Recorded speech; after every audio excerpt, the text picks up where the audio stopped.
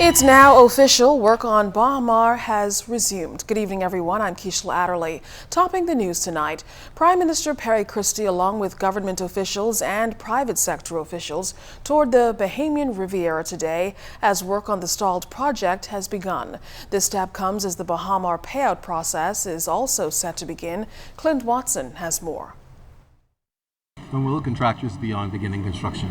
Now. And with that declaration, it's official that work to the multi-billion-dollar Baha resort is once again on. Getting a first look at the state of the property, Prime Minister Christie says the resort will be a fabulous one. What I saw in there sort of really underscores the confidence that I've had in this. The Prime Minister notes that the China Exim Bank is meeting its commitment and contract to complete the financing and contract executed for China Construction to complete the project. And just like the China Exim Bank, China Construction is now also in the process of resolving outstanding amounts it owes to suppliers and contractors. In fact, while the process is going on now to settle unsecured Bahamian creditors, payout, according to the resort executive Robert Sands, is confirmed to begin for former employees. The process will start precisely at 7 a.m. tomorrow at the Crystal Palace Hotel, 7 to 7 on Tuesday, Wednesday, and Thursday. The notices have been in the paper on a regular basis, but I can confirm categorically that the process will begin tomorrow morning at 7 a.m.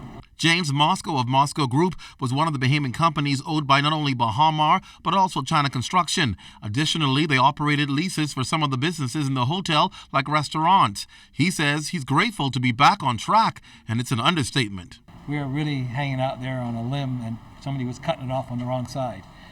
So I think we're secure. I know we're secure on everything now, and it's to do with the government of the Bahamas. For legal reasons, the Prime Minister says at this stage he still cannot announce the name of the new buyer of the resort, but said an announcement will be made soon. Their principals have met with the government and discussed their vision for the property. They meet the government's requirements of a well-recognized, world-class resort developer with all the necessary resources for a successful operation.